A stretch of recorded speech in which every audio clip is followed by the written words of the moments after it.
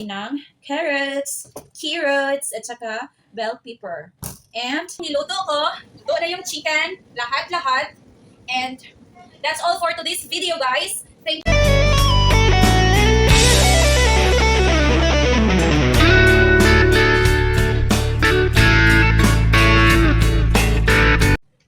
Hello guys! Welcome back to my channel. Kung hindi pa kayo naka-subscribe sa aking channel, please click subscribe button and Jerry Lynn Vlogs. So for today's video, magluluto ako ng chicken with mushroom soup. So lagyan ko siya ng mushroom soup para masarap naman yung niluluto ko. At saka lagyan ko din ng carrots, at saka bell pepper, and onion, and garlic, and ginger. So, ayan. Linisin ko muna to at dito yung manok na pinalambot ko kasi frozen siya. And we will be right back later. Lilinisin ko muna to, ang lahat ng mga sangkap na to. Tayo. I-brush na natin to. Ganito. Pero dati, hindi ako masyadong maggamit ng peeler kung maggayat ako ng mga ganito, ako. Ayan. Madali lang pala to. Dati hindi ako gagamit ng peeler. Kada bundok kasi, ayaw gumamit ng mas madali. Andun siya talaga sa kutsilyong, kutsilyong butol. Ayan. Kailangan kong magluto para good for 1 week na kain. Charot. Kasi pagdating dito sa bahay, parang tamad na ako magluto. So ngayon is Sunday night. So bukas kung mag-duty ako, meron na akong babaunin. Madali lang pala to ay. Natin siya. Sunod na naman natin ang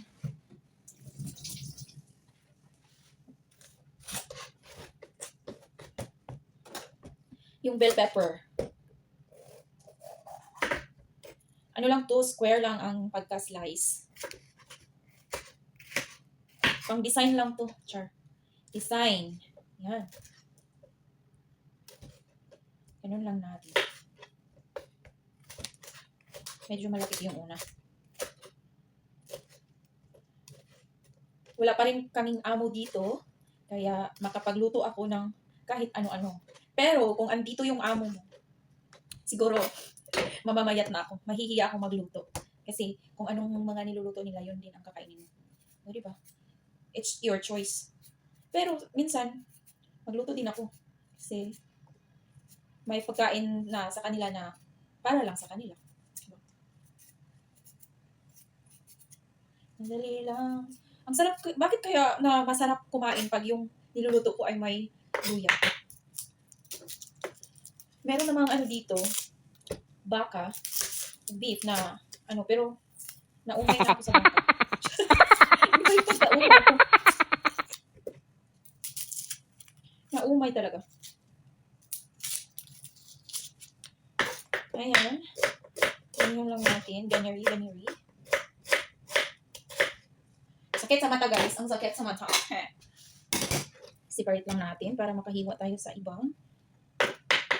Itong luya, pang lang ito. Masarap talaga pag may luya. Igisa yan siya. Kasama yung garlic at saka onion. Parang mahiwa ko pa yung kamay ko. Ito ang pinaka ayaw ko sa lahat, yung maghiwa ko ng sibuyas. Kasi kahit walang nang-away sa'yo, iiyak ka talaga. Oh! Iiyak na yan. Kayo ba ay, pag kayo sa day off nyo, ano ang ginagawa nyo sa buhay? Kasi ako, parang nakadikit lang ako sa kama. Parang ayaw kong tumayo.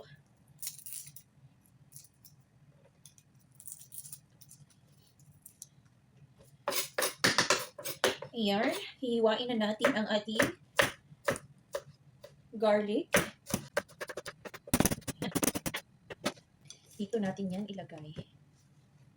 So, ito yung bell pepper natin. Ilagay natin sa ibang lagayan. Okay? Isipalit natin dito. At ito naman, ay ikakat ko siya ng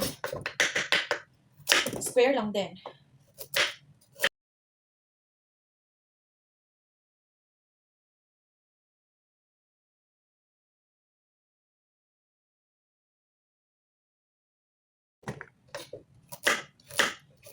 Sana andito yung mga anak ko. Sana makauwi na din para malutuan ko yung mga anak ko ng masasarap na pagkain, na talagang matikman nila yung niluluto ko, na masasabi nila na luto ng mama ko to, gano'n. Hopefully, makauwi na ako. Much excited na akong umuwi. Kasi namimiss ko talaga yung mga anak ko, yung family ko. Siyempre, kasama na doon sa mga prayers. At ngayon naman ay hihiwain ko tong breast chicken. Hindi pa din malambot. Maayos pa din. Pero sabi nila, masarap daw ito hiwain pa. May ice pa.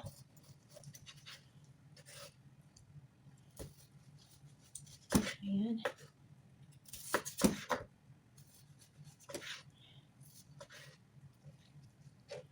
I-square ko lang din to. Ito na yung ulam ko pang 1 week. Kasi alam nyo guys, alam nyo mga kagunsalo, lunch lang ako kakain ng rice. Then sa gabi at umaga at gabi, pwede na rin mag-tea. Sa umaga is coffee or tea. Kasi mahirap na kung mananaba. Ang hirap magpapayat. Yung malaki yung bilbil.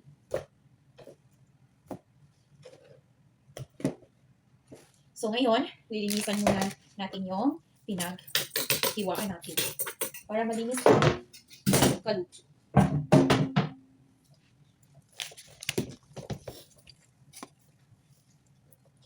Yan ang tinatawag na kalat mo, iligpit mo. Yan. Yan lang. Mag-iligpit. Madali lang. Yan. Tapos ito, gawin natin dito. Ito lang tayo magluluto guys. At saka, I hope na meron pa akong soya.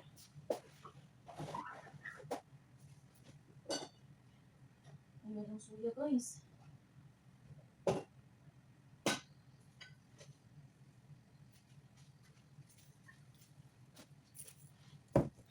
Walang ano, pero sesame oil naman to. Ito na lang siguro, balsamic. Konti lang. Tsaka, black pepper at sasahugan muna natin guys. Black pepper.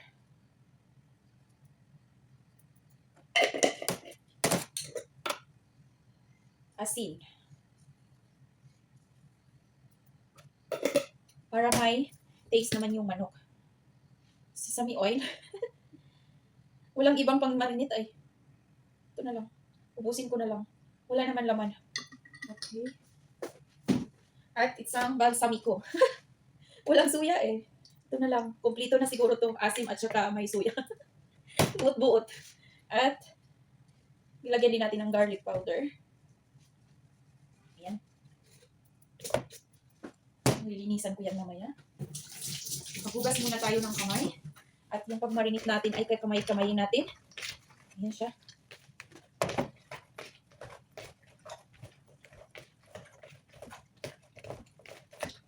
Okay. Bango.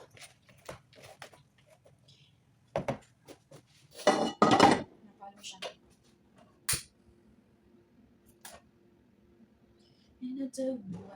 Okay.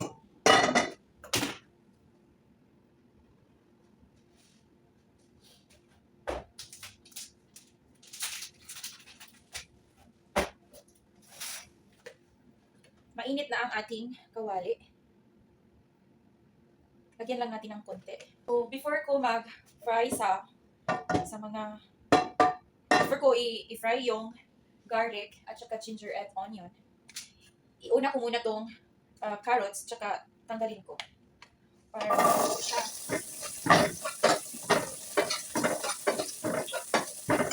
Piprituhin ko muna yung carrots.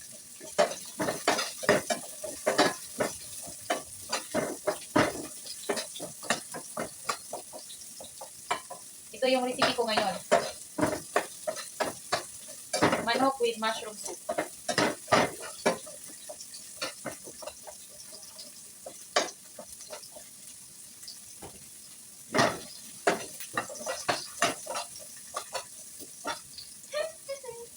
Kung magluluto kayo, sabayan nyo ng sayaw para madali.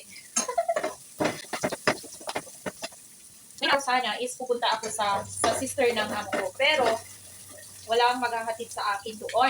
Kasi mga busy ang mga driver at saka off din nila. So, nagstay na lang ako sa bahay. Naghiga-higa while si cellphone. Kasi hindi naman din ako makapaglaba kasi wala ang washing machine. Nasira din ang washing machine namin. Hehe.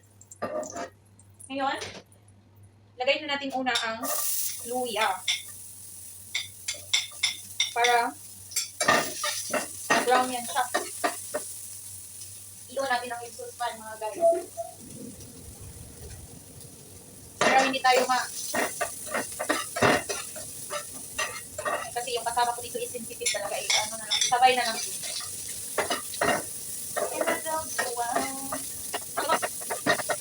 Okay? Then, i-add na natin ang ating manok.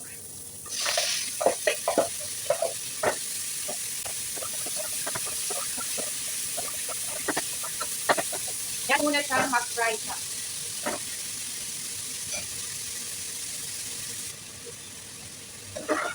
Takpan ko lang siya. Lulutuin ko lang siya ng like 5 minutes. Hayaan ko muna siya nakatakip. 5 minutes. Para maluto yung chicken.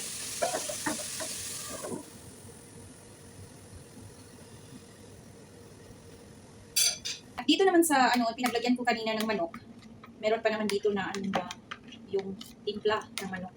Yung pinagmarinitan ko. Dito ko din paano yung mushroom. Kasi kapag mainit na yung ilagay mo ito ng mushroom. Circle.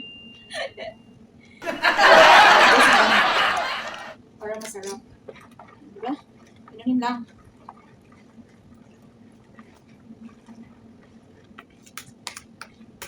Ano na siya, may panimpla na siya. Pero hindi pa rin ako satisfied. Lagyan ko pa rin ng konting asin. Konting balsamico. Para mag-taste talaga siya. At asin. Ay, dito lang pala. Asin. Okay. Alright. Okay. Ito na siguro yung panimpla niya. Ito na yung panimpla natin. Maji naman yan. Maji, mushroom soup. Ngayon ay pwede na natin siyang haluin. Ilagay na natin yung carrots. At saka yung bell pepper. Mekos-mekos. Palutuin muna natin yung bell pepper at saka yung carrots konti, like 2 minutes. At saka ko ilagay yung mushroom soup. Ngayon mga kabunsalo, magsaing na naman ako while yung chicken until 2 minutes. Pinakulo ko muna. At saka magsaing ako ng rice. Rice is life. Wala nang wala nang takal-takal to. Estimated. Estimate na to. Gasan ko lang muna to.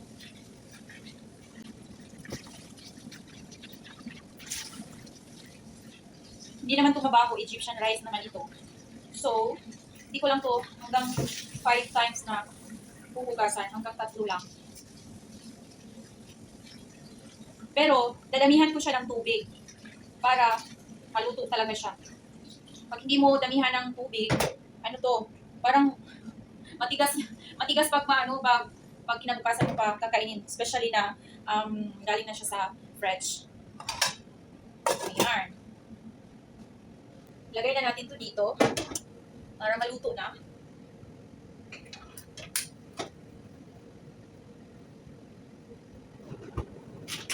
Ang lakas. Pero mamaya natin lagyan ng paki. Kapag nag-boiled na siya, at saka i-off ko muna yung gas 2 minutes. So nag-down na yung water, tsaka ko na sindihan ulit yung gas para ma-absorb siya sa baba. Ito naman, parang okay na tulad yan ng mushroom soup. Nag-dry na siya at eksaktong naluto na yung chicken. Bango! So, i-add ko na yung mushroom soup.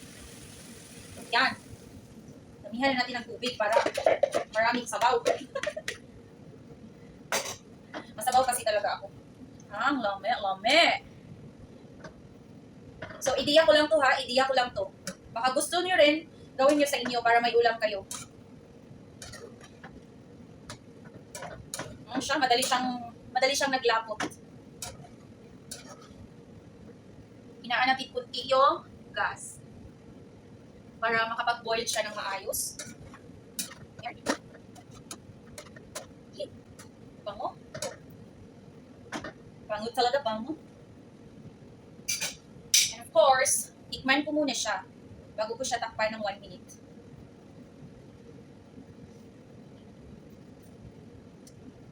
Yes, parang kulang siya ng asin konti. May pagka-asim-asim siya konti kasi balsamic yung nilagay ko, balsamico. Wala kasing soya sauce dito. Wala akong soya. Naubusan. Ayan. Ito na siya.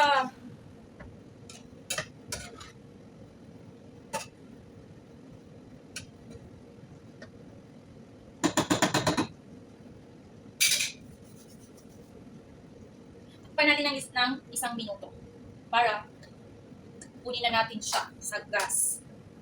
Ngayon, while pinakulo pa natin ng 1 minute at saka yung kanin natin, is maghugas muna ako sa mga ginagamit ko na mga bowl. Ganyan dito. Halat mo, liquid mo. Ganyan ang rules. Wala nang laman.